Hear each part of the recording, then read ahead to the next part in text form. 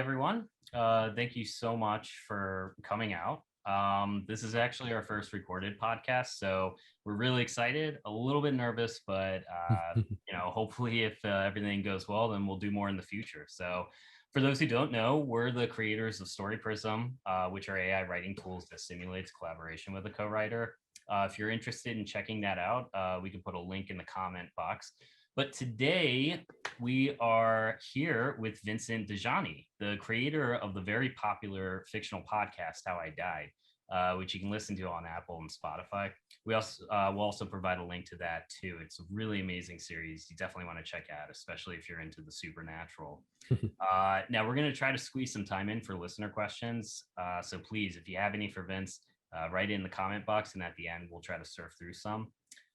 So with that out of the way, Vincent, how's it going? Hey, how you doing? Not too bad, man. Not too bad. So we met, I think, on Reddit a few months ago, which was pretty amazing, man. Because yeah, that's not really a place where you meet, friends. Usually a place where you go and argue about stuff all the time. Sure. So I was very surprised that our conversation didn't evolve into that. But it was also really cool because I found out that you not only live like right down the road from us, but you're like a grade A professional writer, man. Oh, thank you.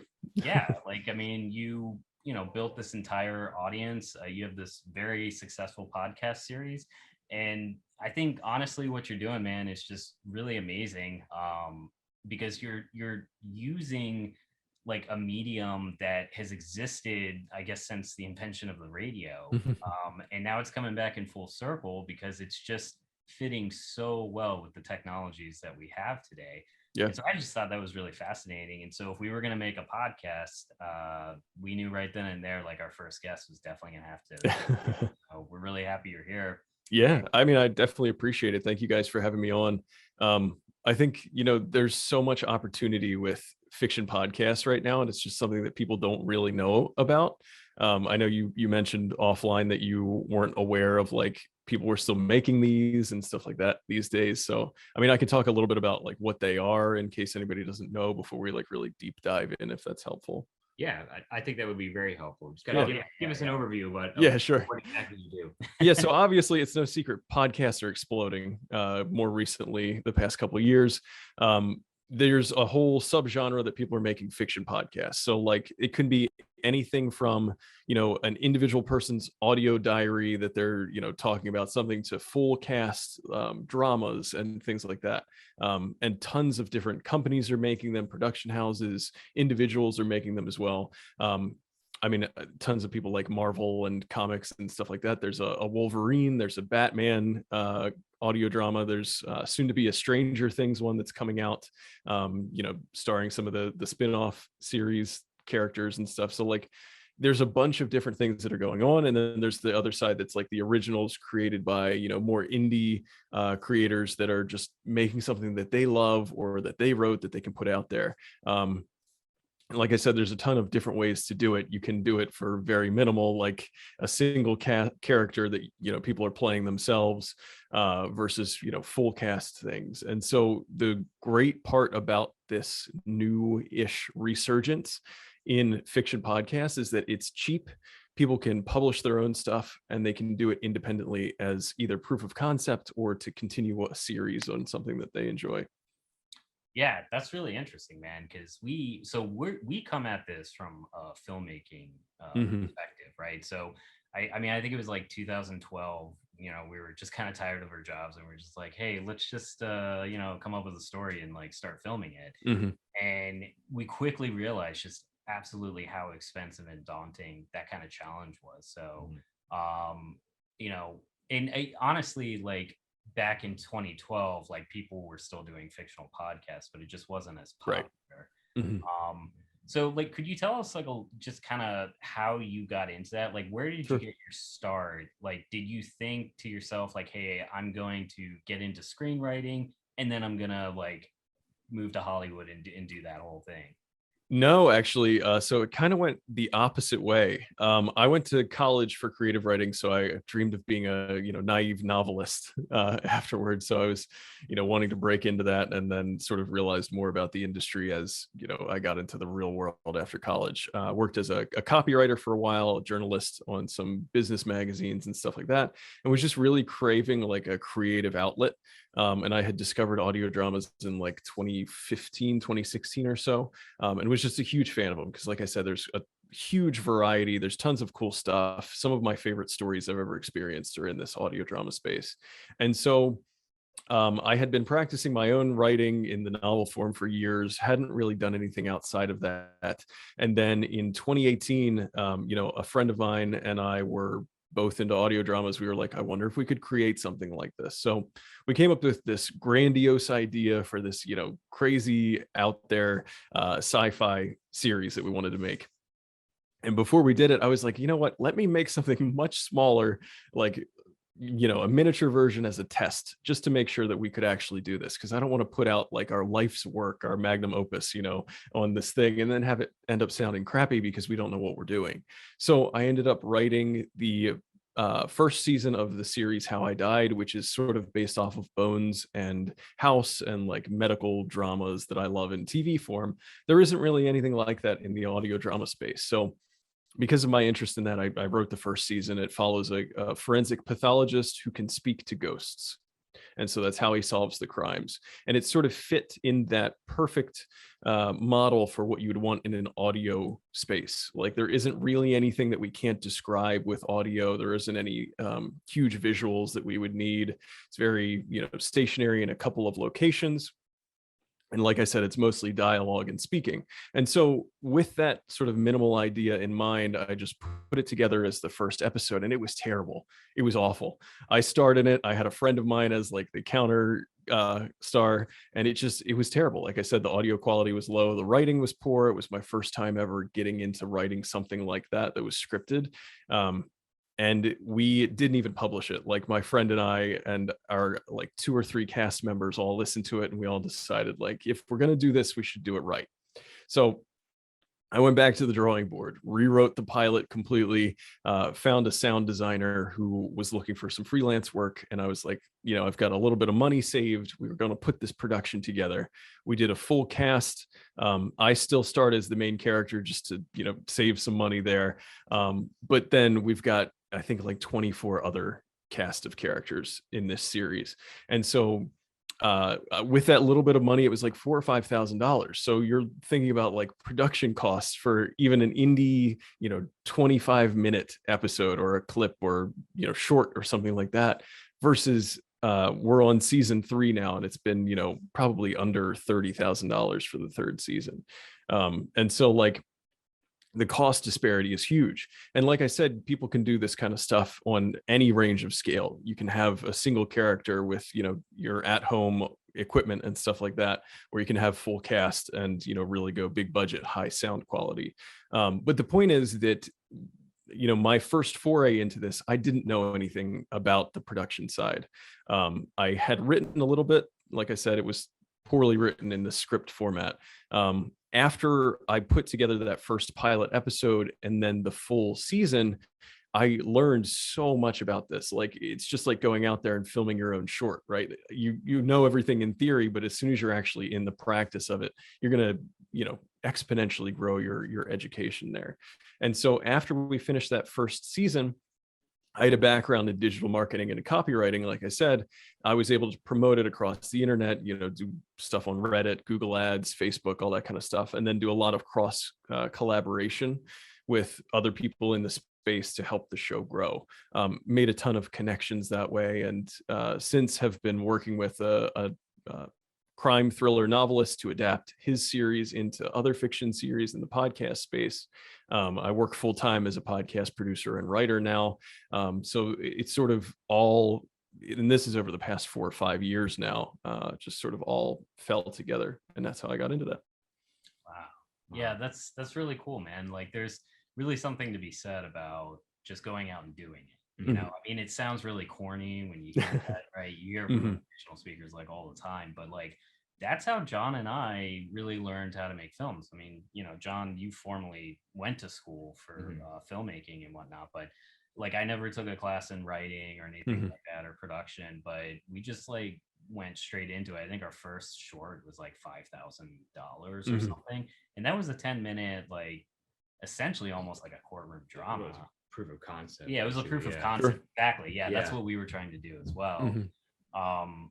So that's actually like really amazing, just seeing that disparity Mhm. between like how much it costs to do a podcast versus making a film. Yeah. Um, so I kind of want to talk a little bit about like the differences in Mhm. screenwriting because like I'm not a novelist. Like I guess I've tried to write screenplays in a novel format in the beginning because I Mhm. was so stubborn that I was like, you know what, I don't want to open up a book and learn screenwriting. I just Sure. want to open a Word document and translate it at some point. Um, Mhm. Novel writing is super hard. Um, Getting into screenwriting was a lot easier for me, but I Mhm. feel like fictional podcasting would just be way harder to get into, especially because like I know as you mentioned, there's a lot of dialogue and Mhm. there isn't really like you're not really describing the action lines, at least with yours. Yeah. I honestly think writing for audio, you have to go into it with a concept that fits the audio format, and then it's almost just like as easy as writing a screenplay. Um, I write screenplays now as well to like stay within that and try to convert some of my fiction podcast stuff into the screenplay format. Um, but the difference would be that I'm still writing in the same style. I'm still writing in the same formatting. The actions lines are definitely a little more sparse in the sense that I'm not, describing a scene and things like that, but I'm still describing what the characters are doing so that when my sound designers go back in to add the effects in, they know what's going on as if it were like, in your head or on screen or whatever. So like I've got the main characters and I'm saying like, so and so picks up his scalpel, he'll make an incision across and then blah blah blah, start a surgery or like take his gloves off, walk away, wash his hands, look at types of evidence. So I'm doing all the action lines in a similar way because there is a lot that you can do specifically with audio and immersive sound that will allow people to understand what these scenes contain. Like I said, there's huge disparities. So you've got, the person who's just doing a single, like this is found footage style, they're just recording themselves versus full cast in the moment type of things. And you just have to sort of trust your audience and make sure that what you're writing for fits that medium. Yeah, Yeah, I that's love that. interesting. I'd love to talk a little bit about the marketing side Mm. of podcasts. So you mentioned you had a background in marketing, copywriting. Mhm. I think one of the biggest challenges for people is to get noticed, and I think Right. it's easy to make stuff, but getting noticed is hard. So Mhm. talk to us a little bit about that. What was your process like? Sure. Like when you first started, and how that worked. Yeah. So one of the very first things that I did that I think myself and our little production team does differently than a lot of people do nowadays is that we made the entire first season before we ever put a single episode out. And the reason that we did that is because a lot of these podcast series tend to put out like one episode and then the next week they'll put another one and then maybe they'll delay a little bit in production and it'll be 2 weeks before the third episode. We've seen series in this space that have gone on to have like 6 months or so in between the penultimate episode and the finale because people will get caught up in these production flows. So I made the call very early on that our team was going to not put anything out until we had all the episodes completed. And because we had all the episodes complete on day one, we launched with 2 episodes. We were able to follow that consistent weekly release schedule to help continue to grow an audience, right? By releasing with 2 episodes, it allows people to engage with more of the content than just a single episode on iTunes before you have to wait a week. Which obviously makes for more downloads. And the Apple Podcast rankings are based on like number of downloads and subscribes within a 24-hour period after launch. It's just like one of their algorithms that they put together for that, right? So I sort of did a bunch of research about that beforehand and made that call that we were going to come out really, really strong. with that in mind, I did a bunch of, like I said, Facebook ads, Google ads, cross promo on other podcasts, all leading up to the launch, so that we had the word out there like, this is coming on this date, solidly get ready for it, and then had people subscribe to a feed with the trailer beforehand, so that come launch day, we got a couple thousand downloads within the first few hours of launch, which was huge in that space, because people are making things that are getting a couple hundred downloads all time, like out of a month. So that huge surgence in downloads immediately helped us climb that podcast ranking. We were featured on the front of Apple Podcasts for like 24 hours or something like that. And it sort of just exponentially feeds upon itself. And I think that's something that all of these big production companies already know, is that you throw marketing dollars behind something and it's going to be more successful, right? So I sort of did a much smaller scale version of that, just with a little bit of the savings that I had up for putting this thing together, because the production costs were so low that we were covering it all ourselves. Wow. You mentioned cross promotion. Mhm. So were you? I assume it means you reaching out to similar podcasts, Mhm. kind of like asking them. Yeah. So what was your Yeah. approach there? Yeah, so a lot of the larger podcasts that I liked in the space would require, a couple $1,000s for an ad, and just outside of our budget. So what I did was reach out to other creators and things, and people that I admired. There's networks on Reddit, there's Discord servers and things just full of these great creators that are making these indie productions. Obviously, because I didn't have any established audience prior to launching, if I went and advertised on another podcast that had 50 people listening, that's not going to cost me a ton of money to put an ad there. Some people even volunteered to do it for free if we ad swapped later on. It just allowed us to get as many people as we could possibly on that day one come in and start to listen. So I didn't do any huge cross promos on like big fiction podcasts like the Marvel or the Wolverine one or anything like that. I said it was just very indie, grassroots, like talking to other creators on Reddit, on Discord, to try to find ways to get the word out. I love that. So it's like a lot of times we think, man, like we have to get into the big stuff, and it's really when you're first starting out, like getting into the things that you have access to, which is a lot more than what people think. So I think that's a super smart approach, and so applicable to pretty much every industry, when you're first starting out. So yeah, exactly. I mean, I figure like you basically want to find like your market channels, right? Like where they center at, and then you want to engage with that community itself, right? And yep yeah, I mean, and I guess like as a storyteller, it's really just contingent upon the content that you're creating. If it's sci-fi, then you go to a sci-fi nerdy community. Yeah, exactly. It's true though. I mean, a lot of the podcasts that have come out more recently have been these indie productions, but they're just exploding because they're finding these audiences, and people are looking for this content all over the place. There's a fiction podcast called Malevolent, which is it's sort of like a dice roll-y thing where the audience can engage. They sort of vote on what happens in the story. And when it first came out, it was very small. It was very easily done. Not to minimize their work that they put into it. I just mean that like the production costs were not these huge budgets that you'd put on these big shows or the equivalent of a short. It was like a guy that had this great idea, wrote this script, engaged with his audience, and was just really, really passionate about it. And I saw recently that they just passed 500,000 downloads in the past couple months.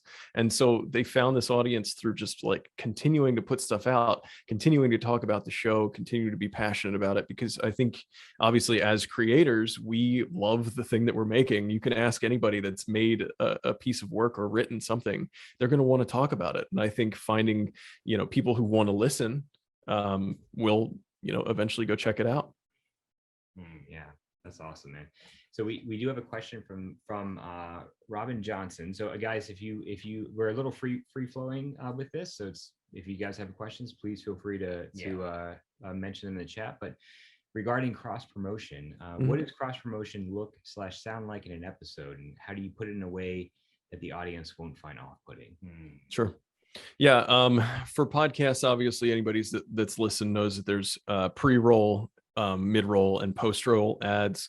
You can also get hosts of other shows to sort of give you a recommendation, which I think would be a really good way to do it. A lot of the times advertising sort of falls on deaf ears if you're just a pre-roll and you're just like, the trailer or a 30-second soundbite or something for your show. It might fall on deaf ears. What was really effective for us is recommendations from other creators on their podcast. So I went to, a small sci-fi show where the creator does like an introduction at the top of every episode and says like, today's episode is blah, blah, blah, blah. I think you're really going to enjoy it, etc. And then they go into the episode. And so I approached them and essentially said like, hey, I've got a new show that I'm trying to launch soon. I love your podcast. I wondered if we could do cross promo or if you were looking to sell some ad spots on there. They said yes.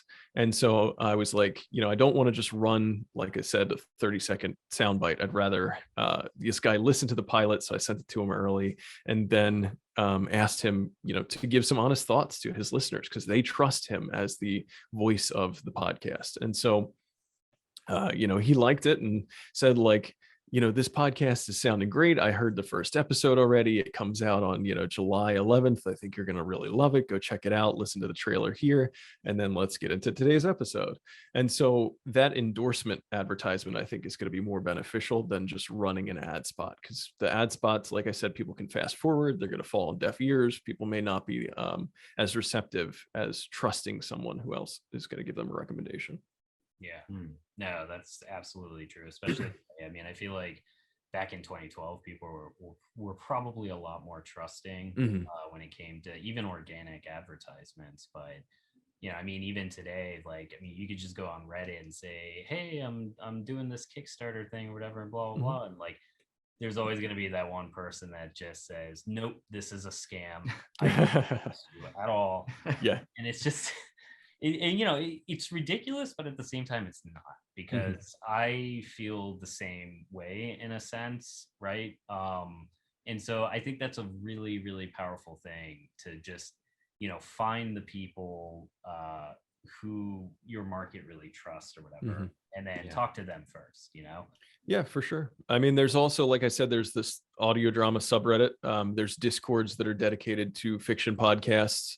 And so you can go on there and talk to creators, and the communities are really supportive, which is great too. So, I mean, you can say you're working on this thing, you want to know what people think or how to advertise or ask them questions and pick their brains. And they're going to help you, at least in my experience. And I try to also give back to those communities as well.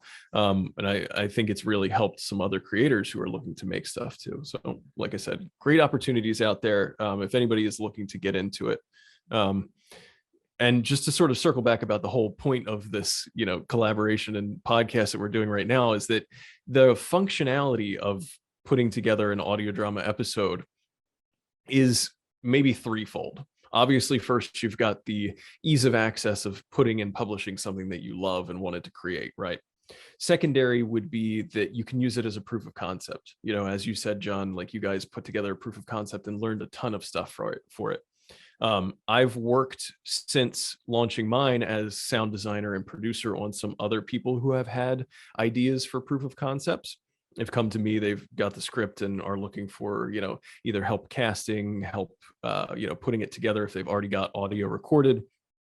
And then they'll take that back and it'll literally be like, a 45-minute or a 25-minute episode of something like you would see a pilot with enough immersive sound so that people are listening to it and can get the idea. And I'm sure you've seen it on the screenwriting sub of some people who are recommending to do that and then use that audio proof of concept as a way to pitch, right? Yeah.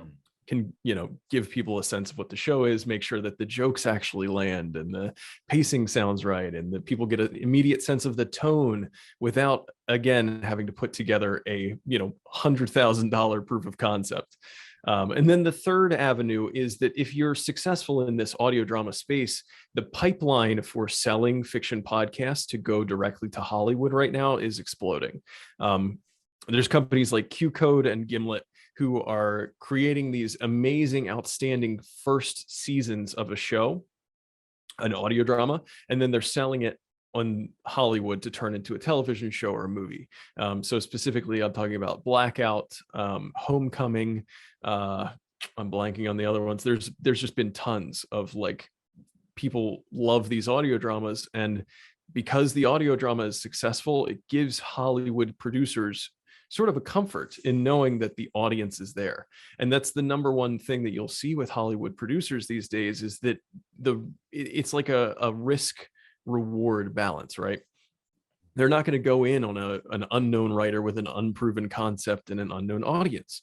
But people always recommend that if you can publish your work either in novel form, comic form, audio drama form, and grow the audience that way, it provides producers with some sense of, yes, there is audience interest in this, and it may be able to convert, which reduces the amount of risk that they're going to have to take to buy into you. And like I said at the top of this, I don't remember if I said it on here or if I said it just prior to starting the recording. How I Died's been optioned twice so far. It hasn't been picked up yet.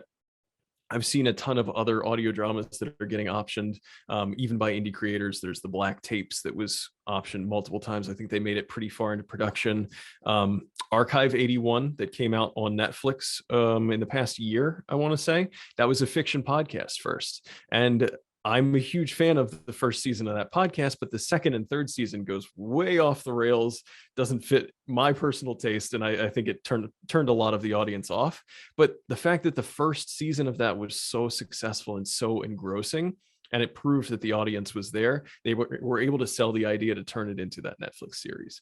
And like I said, this is happening all over the place. I work for one of the major podcast publishing companies right now. We have dedicated people who are looking at our existing podcasts or podcasts that are out there to find, bring them in, and then sell the rights to the distribution teams over in producers in Hollywood. So there's that pipeline, and it exists, and it's growing rapidly.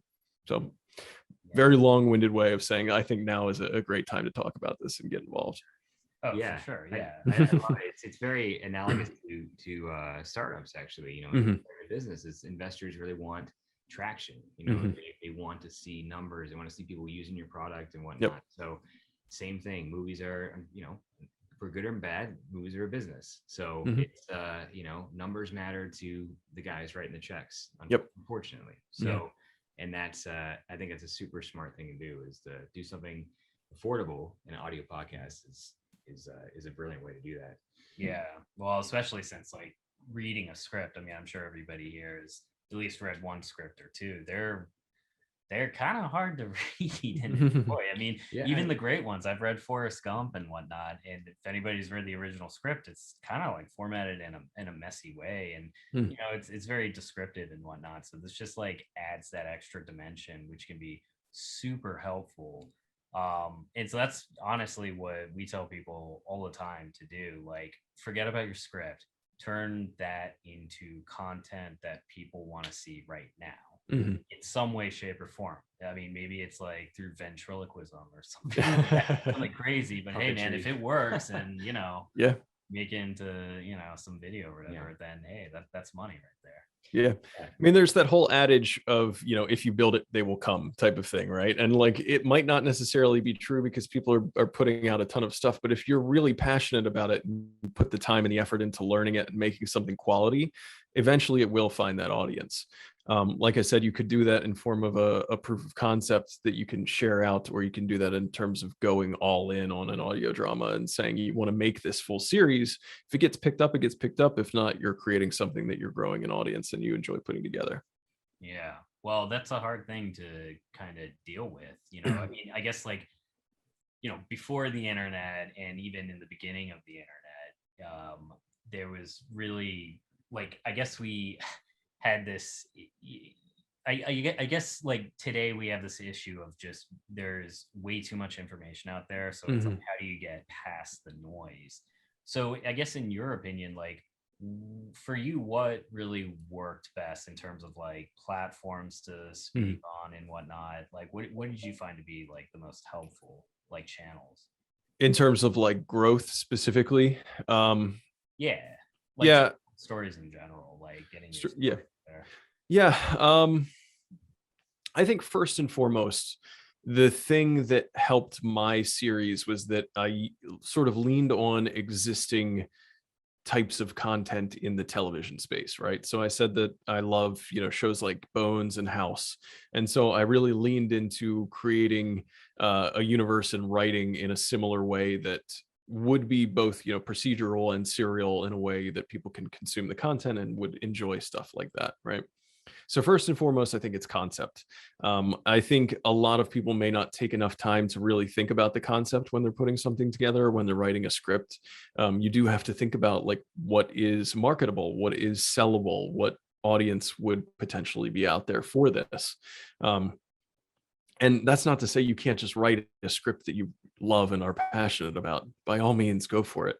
But in terms of if you're thinking about, selling this or thinking about turning it into something that you can grow, you want to make sure that the concept suits that, first of all.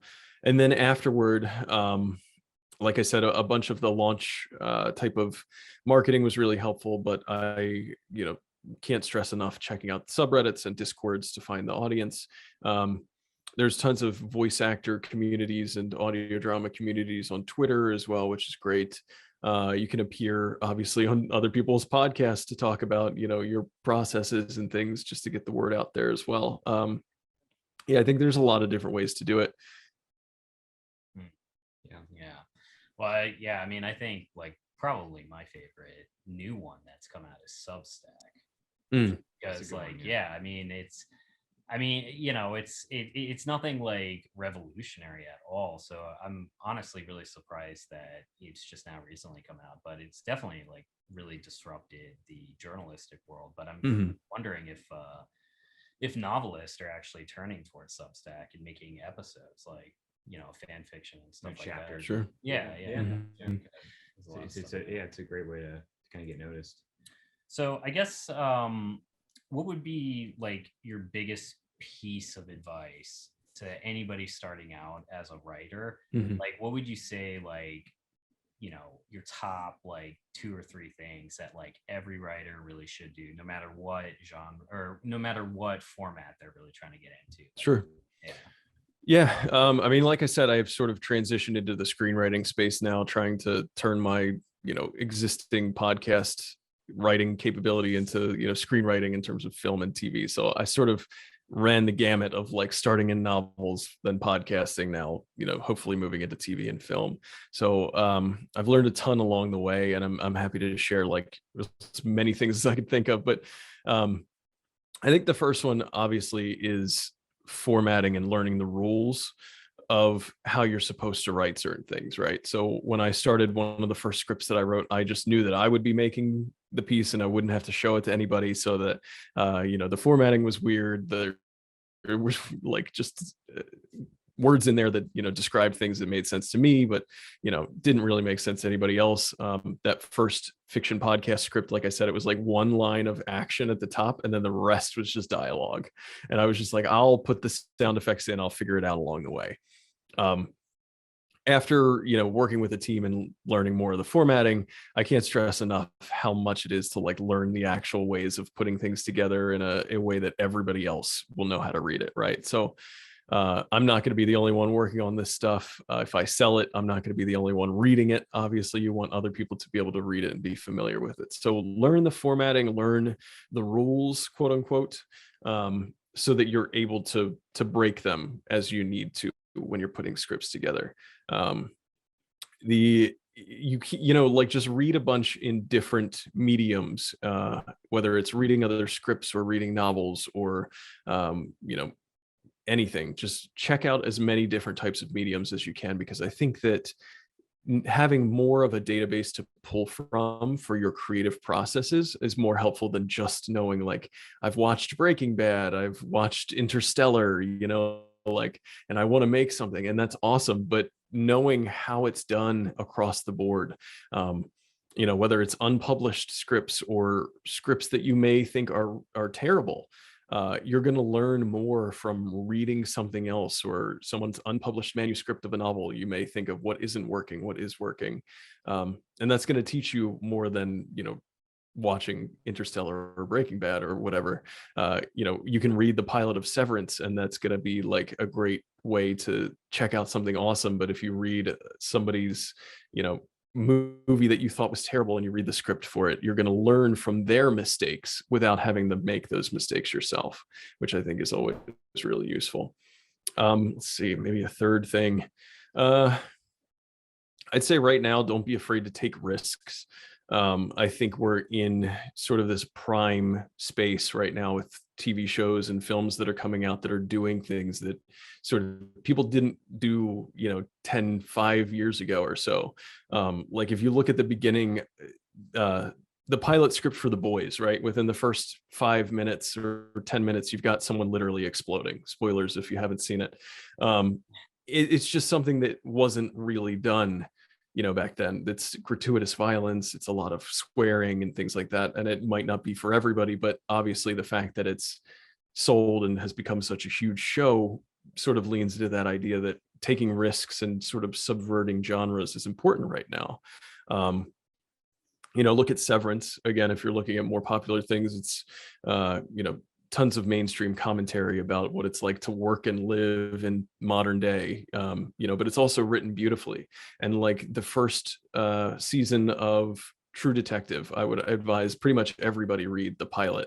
I think, Matt and I think we talked about this before, but like I read the pilot of True Detective, the first episode, and I couldn't write anything for like 3 weeks afterwards because it was just like the most beautiful thing I've ever read. And I'll never write anything as great as this, And so I was stuck there. But then after sort of digesting it and looking around, it really helped me come up with ideas and ways to do things differently and tell story in a different medium, in a different, way.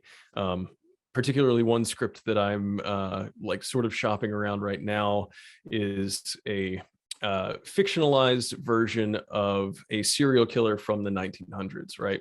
So obviously we don't have many records of like stuff that happened with this particular case, so a lot of it is fictionalized. But the way that the story is told in this feature that I wrote sort of jumps back and forth and takes inspiration from Memento and True Detective, in the sense that things aren't always as they seem. There's a lot of time jumping and pieces that you don't really know ahead of time. I leaned heavily on suggestions of color, like in the script. So like certain scenes with tones of blue and black and white here and things like that. And it's a highly experimental formatting, I would say. In the sense that like I haven't really seen much other stuff that works like that. And again, I haven't sold this yet, so who knows if it's going to actually ever amount to anything. But it's been getting a lot of feedback where people are very surprised that like something hasn't been done like this, and it's like, oh, I would love to see this made, and it's gotten a lot of positive reviews. So just take risks with the stuff that you're putting together, because the worst thing that can happen is that nobody makes it anyway. Yeah, absolutely. And that's a hard thing to do, man, especially like getting criticism, because I mean, that script is really just a part of your identity. And when you're passing it off to somebody to get feedback on, it really does feel like they're wrecking your identity when it happens. Sure. And that can hurt pretty badly, but you have to just like, learn to overcome that and, just understand that, hey, this person is trying to help you. And if you just pay attention to like, even if they don't know exactly what's wrong with the story, but like if something isn't feeling right, like pay attention to that. Because they may be seeing something that you're just not seeing, Yeah, for sure. I mean, when I first started, like I put the first episode of How I Died out, right? And I just like checked Apple Podcasts and iTunes reviews like every day since it came out. And I was like, what are people thinking about this? Like, I can't wait to see what people say. And then I get, a couple positive ones, and my first like real negative one that just slams it. Like, voice acting is terrible. Audio production is terrible. Writing is cringy. And I'm like, man, it hurts. But over time of receiving more and more feedback from people just in general, whether they love it or hate it or whatever it is, it's sort of taught me that like my love for it and my identity isn't built on what other people think of it, first of all. But even so, getting negative feedback is really helpful because I've learned so much from it. I've changed stuff in the podcast future episodes that like I don't think I would have come up with the idea to change if not for listening to people. It's improved my writing exponentially between looking at the first season of this podcast versus some of the features and TV pilots that I'm writing now. It's like night and day. And it's been, 5 years of really honing the craft and working hard at it, but also taking in that feedback of what other people are finding problems with. And as you said, like, everybody's not going to know how to articulate what, change this here and it's going to be perfect. You're not going to get feedback like that. You're going to get feedback that says like, man, I really hate the main character, or like, I didn't buy this action that happened later on and it didn't make any sense. But that stuff is just an indicator of something that you can go back and learn from. So Shonda Rhimes always says, like, don't write likable characters, because a likable character is just like a made up word. It doesn't really mean anything. It's not going to get you somebody, Walter White wouldn't necessarily be a likable character, but he's one of the most iconic characters from television in the past, 15 years. So it's not about writing likable characters. It's about writing characters that people can identify with, see a bit of themselves in, identify some innate human existence within it, right? And so that is what allows people to connect themselves with it. So if somebody tells you, I don't like the character, maybe they're not saying they're a bad guy, maybe they're saying they're uninteresting, but it could be that they're also not seeing something that is attaching them to it. Maybe they don't see that theme that runs cohesively throughout the full piece, that is portrayed and expressed from your characters, So you sort of have to learn to read between the lines there. The other part of it, I think it was Taika Waititi did a speech on like the importance of creating art, in the sense that humanity wouldn't be able to exist without some form of art, because it allows us as human beings to look outside ourselves and say, I'm not the only person that's experiencing this thing, therefore it's okay. If you hear a love song and you're in love, you're not the only person that's ever experienced that. So it sort of brings us together as a community, but also as a species. If you're going through something terrible, it's a loss, and you watch a film that sort of touches that and you identify yourself in the characters, it's a way of us understanding what we're going through, again, in a culture, in a society, in terms of life and all of that. And so there's some importance in like putting out things that you deal with, or things that are universal or something like that, that can be easily identified, I think, from other people. And that's like sort of the heart and soul of like a lot of the stuff that you would want to create and that people do create. Yeah, no, absolutely, man. We're practically hardwired to enjoy stories, because we do it every single night when we sleep, right? Like, we're just really strengthening our neural connections and For sure, trying to make sense of the world through dreaming. And so that's what we simulate, just especially on film itself. It's really just sort of reflecting reality. And just helping us understand that better. But we had a quick question here from Robin regarding TV scripts. Where do you get TV scripts in a readable format? What's your preferred repository? I will usually just Google whatever TV show pilot script, toss that in there. The screenwriting subreddit also has a stockpile of them that I think are like linked on the side. You can find a lot of them just by going on there and searching in the Reddit search as well. I found a large majority of them though just by Googling. I don't think I've used any particular service. It's just whatever one pops up and then has it on there. Yeah, because the scripts you're gonna have a tough time getting are the ones that are in production and whatnot. Sure, obviously. But any old ones, typically they'll just put it out there because it's really not valuable anymore, except for the original script itself. Right. And usually it's a very early draft. It's not really the final thing. That's what I found anyway. Interstellar, actually, that was leaked out right before it came out. So the script, like one of the earlier drafts, different, right? It was very different. Radically. Very, I was better, but they changed a lot. It was a little politically charged because I think they had the Chinese in there. Oh, right. set Yep. up a military base or whatever, and Mhm. their robot ended up going out of control and tried to kill them or something. Yep. Yeah, the Chinese robots. So I wonder why they took that one. Yeah. I mean, yeah, there's definitely all those different, like, you could just search them online and you'll find some that are really different than the actual final published version. But I think reading all of them is exponentially helpful. Like, I saw Interstellar when it first came out, and this was obviously years and years ago before I really got into screenwriting. And I was just like, it was an all right movie. It was pretty good, And then more recently, I read it through. I read both versions of the script, the original one and the more recent one that turned into the final production. And then I watched it again and I was like, okay, yeah, I'm picking up on the mirroring of the final shot versus the opening shot, being that stationary spaceship on the planet versus on the shelf covered in dust.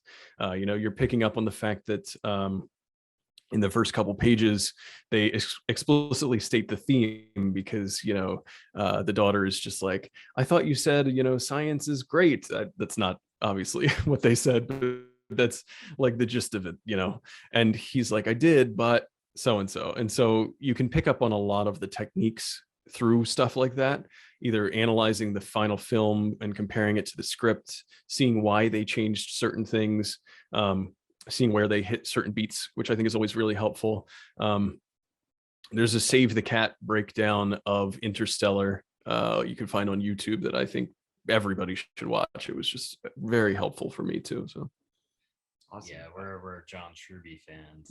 Yeah. I guess the rival of Save the Cat. Right. Not that there is a rival. There's so many different ways to do it, and Save the Cat is actually really good. It's super helpful.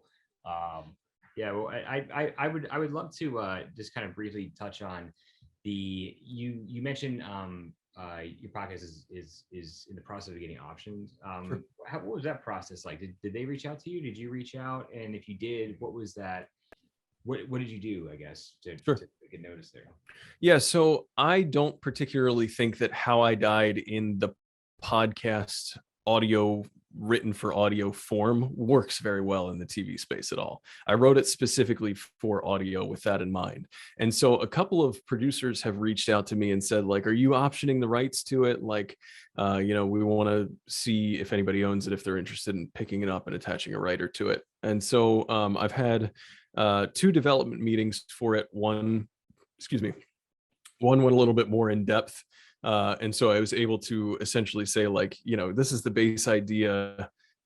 It can turn into whatever you envision it. And so I wrote a pilot that takes the base theme and the base gist and the premise of the podcast, but fits it much more to a, procedural medical drama. Just because the way it's written right now, like I said, it doesn't fit on TV. I couldn't imagine it on TV without some major changes. So I've had both sides of the meetings for those. One is just like, we want the rights to it so somebody else can turn it into something, or we want to know what you think would fit for TV.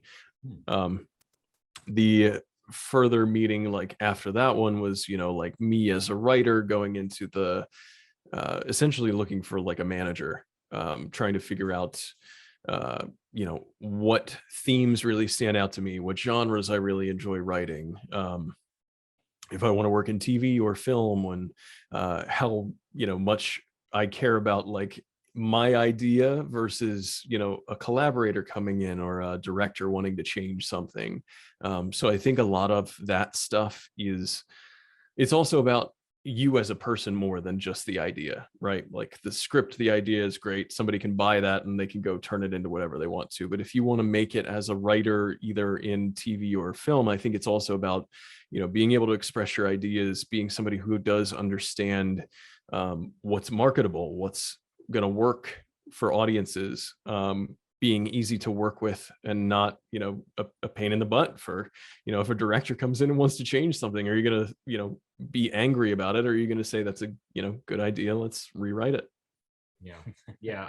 I've heard that same advice. Some professional writers are on this Facebook group. We're talking recently about a new writer who was meeting with the producer, and they basically, said he wants he's not open to anyone touching the script. And in the clause, he wants a clause in the contract that says that the script that he writes is going to be the final script and no changes. Sure. The producer basically was like, okay, this meeting's done. Yeah, exactly. And it's tough, Yeah. I have also worked with a guy that had a great concept, but wasn't a screenwriter himself, that wanted to sort of turn his idea into a functioning pilot so that he could start pitching it. And just some other things to keep in mind, I guess, as general advice for people who are working on, writing a series like that, is that there is no real point in writing future episodes past the pilot.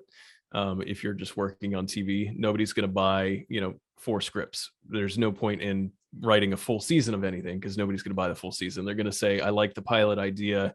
And then they're going to bring in their own development team, their own writers to, work together to figure out how the rest of the idea is going. So if anybody says that they're working on, a 4th episode of a series that they want to sell, it's not going to be doing you many favors. You can definitely plan it out and have ideas for what's going to happen going forward, because you'd put that in a pitch deck.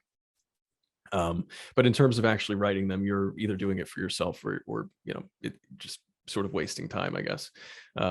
Again, it's not really a waste of time if you enjoy doing it, but it's not going to help you in the pitch or selling it. The other part of that is like the idea that you said that if you're like, this is my idea, it has to be this, and nobody's going to want to buy it in that stage. Like, you've got to be open to changing and working, and it's a collaborative medium. The guy with that idea that I was talking about wanted to write the pilot and the next 6 episodes and then film it all, pay for all of it, put it together, and then try to sell it to a streaming service.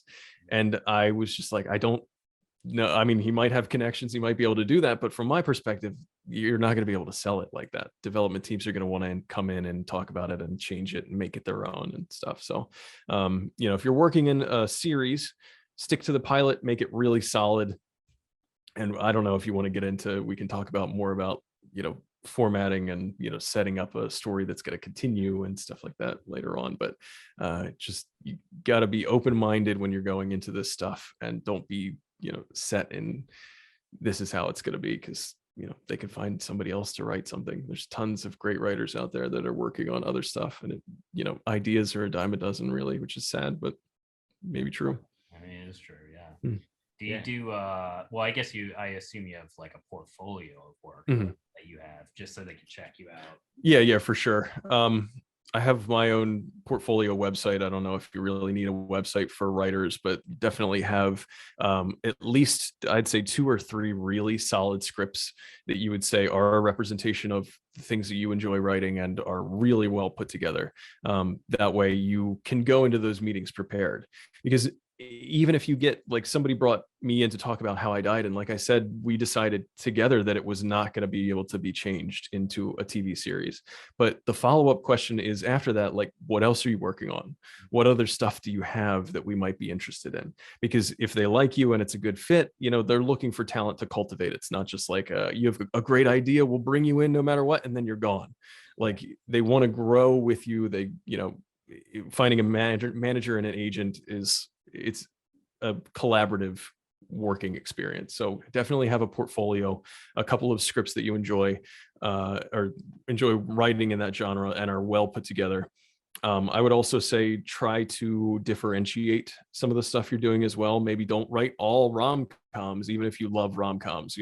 Write a dark comedy or a crime thriller if you're able to, and if it fits for you.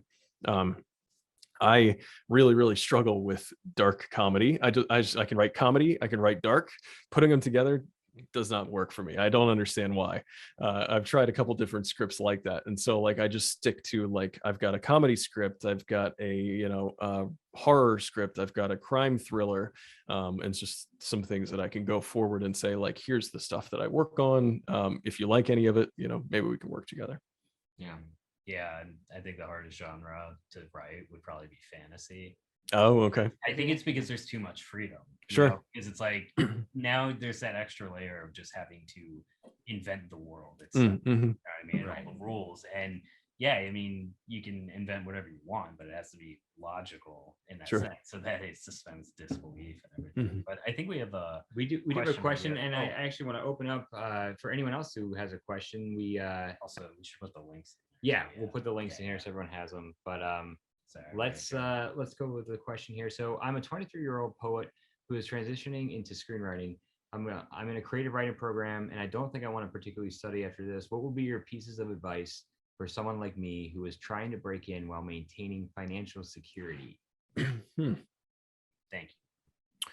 you. For breaking into screenwriting, I would obviously say go into it trying to learn the formatting and the rules and everything, because I don't believe that you can break the rules effectively until you learn what they are, and why they're there. I think the importance of why people write certain ways and why certain things are done would be great to learn. I don't think you, in terms of financial security, like I don't think you need to go out there and spend all of your life savings on working on a pilot or a proof of concept or a short or anything like that. I think a lot of people who get into the writing space also want to direct and want to do different things like that.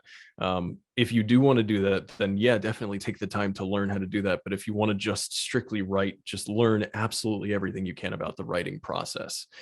All aspects of it. Look at what everybody else is doing, what things are popular. You know, like I said, read scripts that are not successful, are not popular, because that'll help you learn from other people's mistakes as well. Yeah, I think you've got a ton of opportunities to just get in there and write and learn without needing to spend money. There's tons of free resources you could find online. There's, inexpensive books that you can read that'll teach you formatting and best processes and stuff like that. Yeah, check out Script Notes too. Yeah. A really, really great podcast. I was talking to Vincent about it the last time we were talking. And yeah, it's just, I mean, they're free episodes you can check out. And it's, I mean, they really kind of go not only through the process, but also like the realities of the industry, because both of those guys are, professional screenwriters. And then another thing too is John Truby's Anatomy of Story. That's a really good one as well. In fact, I'll put that in the comments because it's free. It's, I mean, you can just Google search it and you can get a free PDF of it. And that's something that just truly goes into like the mechanical structure of writing in its entirety. Save the Cat is also a great read. I'm not sure if that's free now because it is a pretty old book, but yeah, but either way, it's super cheap, like $2. Yeah. I mean, definitely check out YouTube as well. There's tons of good analysis videos and things like that. Film Courage, I find the interviews with writers to be really inspiring too. They'll often talk about processes and things to look out for and best practices and stuff. Yeah, I said it earlier with the Interstellar breakdown. I forget what, I'm blanking on the name of who did that one now, but I can find it for you. Yeah, and I would say just in terms of it is tough when you're young and wanting to break in and you're in college and whatnot. It's like, I guess, finding something that can get you money, but also going to get you, where you want to go. I think it's important to kind of look at, kind of balancing that, because not everyone is in a position where they can, pursue creative writing full time, or they can do this full time while also trying to, survive. It is tough. So, finding, but within the industry, there's a lot of different avenues. There's a lot of ways you can get in. So writers are extremely valuable, not just in the entertainment industry, but other industries as well. And it might be, a way to kind of get in there through that. So content writing for tech companies and stuff like that. Copywriting. I mean, it's huge. Yeah. So that's all. Yeah. Exactly. Yeah, for sure. I mean, I worked in marketing departments for 8 years before ever transitioning into the entertainment industry. So as a journalist, a copy editor, that kind of stuff, there are definitely opportunities there for anyone who wants to write.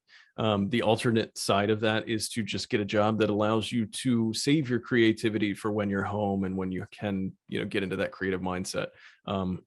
I've worked in, like I said, those industries where I'm using my creativity at work. And so then I come home and I'm not able to really like write as much as if, when I was working as like a waiter back in college. It's just sort of mindless stuff that you're doing. And then you can come home and your brain is fresh and ready to put out creative content. So, there's two sides of it. Find whatever works for you for your balance. Yeah. And I find it interesting when your marketing background, I think, must have helped you a ton, right? Mm-hmm. In terms of where you are now. So it's very interesting how the paths we take. Yeah. You do something when you're younger and it's like, well, when you're older, it's like, wow, that's why I did that. That I can take lessons from that and move from there. But I will say though, if you get a retail job or something like that, that is great fodder for getting ideas. It is for stories, exactly, and also character archetypes and stuff like that. So very true. It's the silver lining. You got to support yourself that way. Actually, I have a real question real quick. Something that I kind of wanted to circle back to about your writing process. So I noticed, I've listened to some of your episodes, and I notice, it's very dialogue heavy, but at the same time, you have to explain like kind of what's going on. You know what I mean? Like you have to replace the action lines and put it in the dialogue. So I'm just wondering, like, how do you balance that out so that the dialogue itself comes off very naturally? Sure. You do a really good job of that. Oh, thank you. Yeah, I think there's a couple different ways to do it. Like I said in the beginning, you sort of want to trust your audience with sound effects too. There's tons that you can do with sound effects. I don't think I've ever, in some instances, I'll have a character say like, "What are you doing to the, body or whatever during the investigation?" And they'll be like, "I'm looking for blah, blah, blah." So like you could do stuff like that.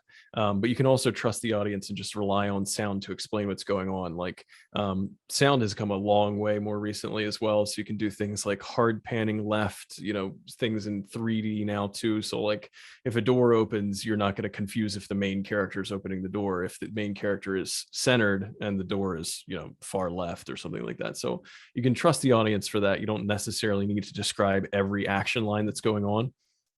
The second way to do that is, like I said, sort of hinted at, is that having a character ask a question or be confused about something.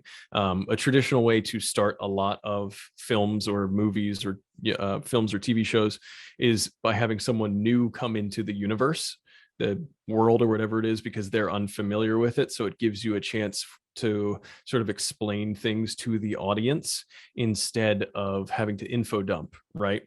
So like,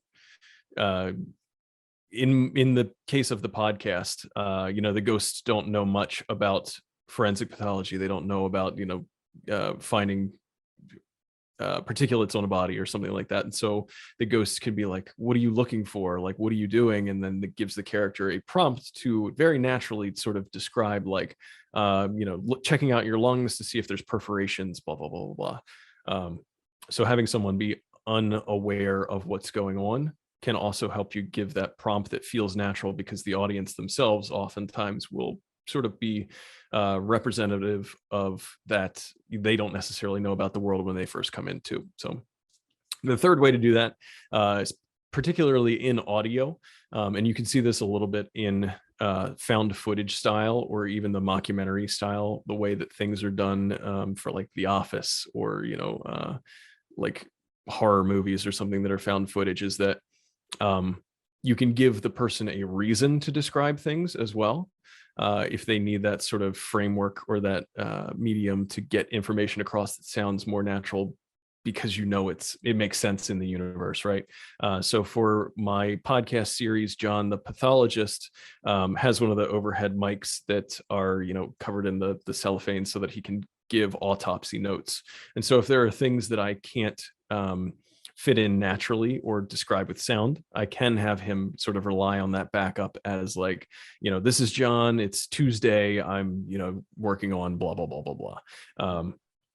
So I think combining those three things, relying on, the intelligence of the audience, allowing a new character to ask questions, and a sort of framework as a reason that explains in the universe why, you do that kind of stuff, can help you avoid those exposition dumps or like dialogue that feels forced.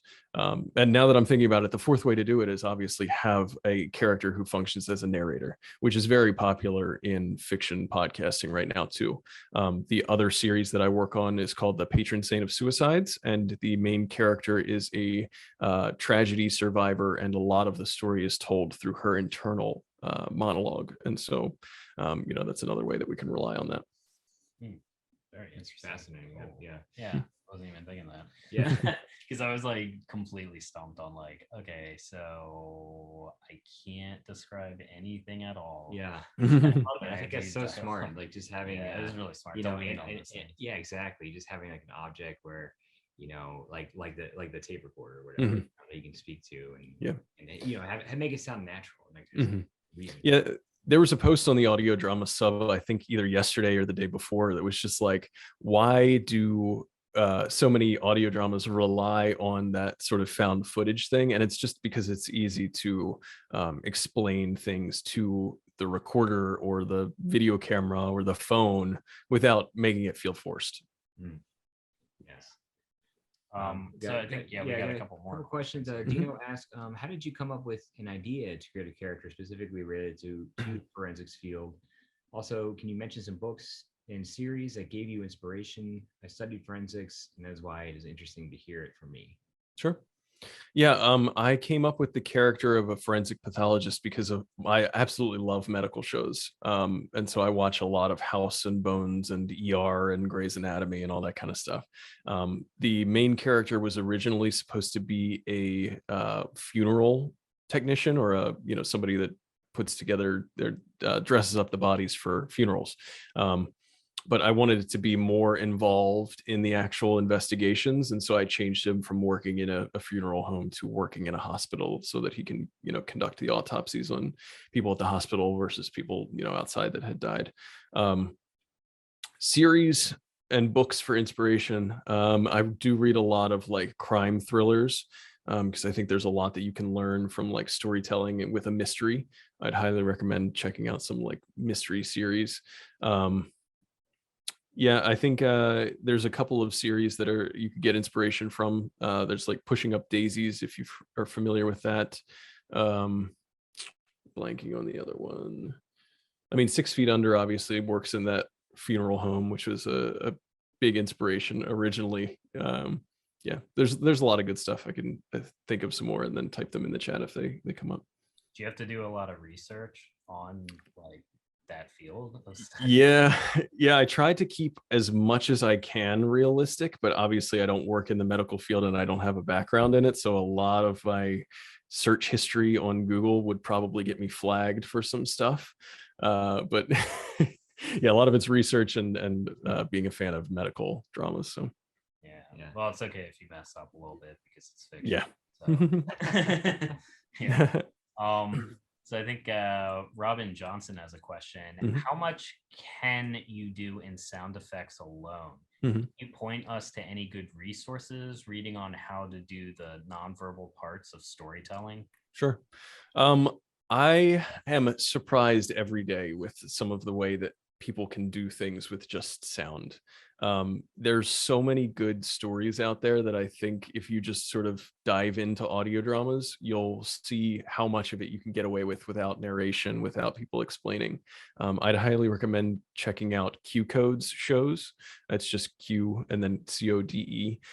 Their podcasts are highly immersive without, needing for much narration. Same with like Homecoming, I think is done really well in that sense.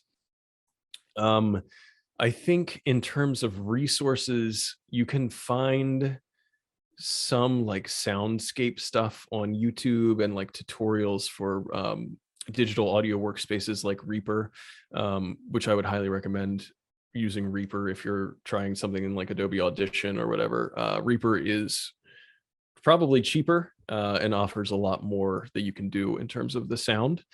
I don't usually have a sound designer saying we can't do this, so you'll have to write exposition, because I try to write specifically for things that I think we can do with sound. There are some instances where like at the end of the finale of the first season of How I Died, there is just like a minute and a half of just sound without really any dialogue, without any exposition. And sort of, I was relying on the audience to understand what was going on there and to really play it up with immersive sound, which is part of why I rely so heavily on like that, making it sound realistic, because I think you can get away with more. You'll see some audio dramas that are just like that background humming ambiance with a lot of exposition, a lot of narration, stuff like the Black Tapes or The Last Movie, because those are not relying on the sound. They're just have that, ongoing ambiance that's just like that drone, and then somebody is explicitly saying what's going on. I think the more you lean into creating it like a TV show and relying on non-visual visuals, you can get away with more because the audience will pick up on it, as long as you set it up successfully. Like, obviously, we, in the beginning of How I Died, set up the fact that he's working in a morgue, he's working in a hospital, he's got all these instruments, there's gloves and plastic and a sink, and we set up this universe so that 10 episodes in, when we've got him washing his hands and a sound effect, he doesn't need to be like, I'm gonna go wash my hands. Everybody knows that's just sort of how the episodes go. It's very cool, man. So Mayank has another question. Thanks about the earlier answers. Great insight. Another question would be about how to get into the skin of the character if you don't relate with them. How much time should we devote to such research? Same with world building. How do you set a story in a place you have never visited? That's a good question. Yeah, those are really good questions. I'm going to tackle this world building part first. I don't particularly see the usefulness in diving in big time with world building, unless you're writing something like a fantasy. Like Matt said earlier, I don't think that world building is going to do you a lot of good in the sense of like knowing their politics, knowing the culture, like blah, blah, blah. Because a lot of it won't be translated well to the script. Like, you're going to have to do a lot of exposition, a lot of info dumpy type of things in order to fit that in there, when in reality, unless it's something that's vital to it, I think you can almost leave it out, and that'll be discovered. If it's a film, it'll come up naturally further in the film. If it's a pilot, it may come up later into the pilot, or later into the series. For research for the story, I had recently written a story that's based in Toronto, crime thriller from a director who had the idea and asked me to write for it. And I have never actually been to Canada, and I live in the US. So they're not very different, but I was doing some research on like street names, pulling up Google Maps, like figuring out what's around there, looking up differences in the medical, what's covered with insurance versus what isn't. Because like, the whole premise of it was like, guy can't afford his medical bills, and obviously it's not going to work in a place that has universal health care. So figuring out what stuff is covered versus what isn't. Recently, I've been writing a piece that's supposed to be featured in London, and so I'm doing a lot of research about UK politics for Parliament and like how people vote versus the US and things like that. And so you can find a lot out online. The second step of that is like, if it's not 100% accurate, it's going to be okay unless you're writing a completely historical piece. As long as you can sell that it's believable within the world, I think it's going to work. So that hopefully answers that part about world building. Getting into character. For me, and I think for a lot of writers, at least that I know or have listened to interviews with, what you're trying to find with a character is that ultimate belief that they have about the world. Whether it's a true belief or a false belief is yours to determine as you're working through the script. But you want to know what they believe about the universe, because everybody has their beliefs and their belief systems that sort of dictate how that they view the world. That can be also considered like a wound or a flaw, or however you want to view it. Something that helps describe that character. So if you're thinking about the True Detective series, season 1, the Rust Cole is very nihilistic. He, believes that humanity is, doomed and a crapshoot, right? So Nick Pistolata, the writer, might not necessarily agree with that, but he understands the philosophy enough to say, this is this character's belief, and believes it wholeheartedly because of the stuff that the character has experienced. For me personally, I try to think about the things that I believe about the world to determine what that flaw or that viewpoint is going to be. And then I can either give a character the same viewpoint as me or the opposite. And the way that you do that is because it allows people to have a very distinguished view on the world. I don't think many interesting characters don't have important views about the world. I think a lot of interesting characters and characters that work effectively always have some sort of skewed or correct version about the world that they view. Mark S, going into Severance, if you've seen it, very popular show now, obviously, has the viewpoint that, escaping the world is the best thing that he can do. So that's why he has his brain severed. Whether or not you agree with that, it doesn't matter. As long as you recognize that that is a viewpoint that this character can have, and you can either make it true or not true, depending on how you want to go about it, right? So once you discover that core belief about the world, that for me is the thing that it defines the character. And I think you can do that for pretty much every, like I said, interesting character in film and TV. Yeah, and to add on to that, absolutely. You took, I was thinking the same exact thing, and I was gonna add on to that and say the same thing that you said. But I think everything is extrapolated from that belief system, and usually it's expressed through some sort of physical weakness, which may not be a literal weakness. It could be something that's like he's a workaholic or something like that, which is kind of a good thing, but at the same time, it can have some negative consequences to that, but it's all tied to what they believe about the world. And then to also kind of talk about real fast about researching, one thing that has kind of helped me is actually just structuring your plot, right? So I usually just map out my plot with very simple few sentences of plot point one, inciting incident, all that stuff, because you don't have to add in what is this world like, what is UK culture like, or whatever, blah blah blah, and the politics and whatnot. Because say you're doing a political drama or something, you don't necessarily have to know all the ins and outs when you're structuring the plot, because the plot is really just the bare bones structure of your story. And what you can do from there is that can really inform you on all of the important, broad, and specific questions that you need to research in order to figure out. So if you're doing a political drama, once you structure it out, you know that your main character is, going to write a law or going to appeal to Congress or something like that. So now okay, I need to know what that process is like, ins and outs. And then that's where you go to the library and start picking up some books or whatnot. Yeah, for sure. The piece that I'm writing is about UK politics, and so it would definitely behoove me to learn as much about them as I can, because I think you're spot on though. You just have to learn the important things that you're writing around, not necessarily everything about it. I don't know everything about Toronto, but I learned enough about the Toronto medical system and the way that the streets are laid out around the hospital to be able to write the specific thing that I was working on. Yeah, not everybody's Michael Crichton, right? No, yeah. Has a huge background, which totally reads in his work.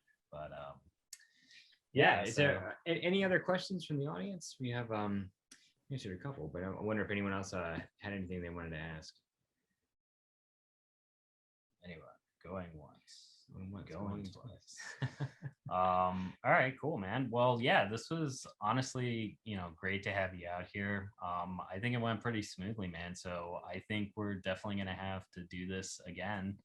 We have a ton more we could talk about, but we for sure. We don't want to spend all night. So yeah, but thank you so much, Vince. I really appreciate you coming on. Just tell everyone where they can find you and sure.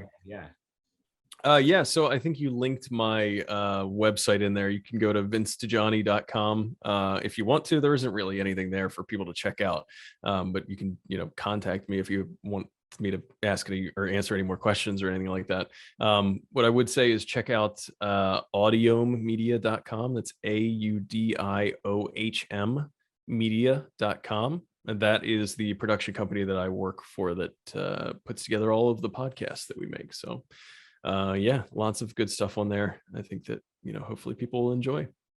Awesome. Cool. Well, yeah, man.